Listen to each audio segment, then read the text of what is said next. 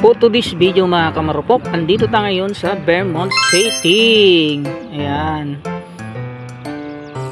Nakikita nyo ba yon? Yun ang bago nating site. Ayan o, napakalawak. O. Hoy, may dumaan. Siyempre, ayan. Magli-layout tayo ngayon. Ayan o, nakikita nyo yung mga surveyor.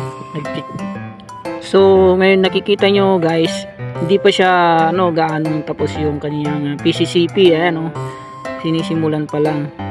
Yan, napakalamak yan guys.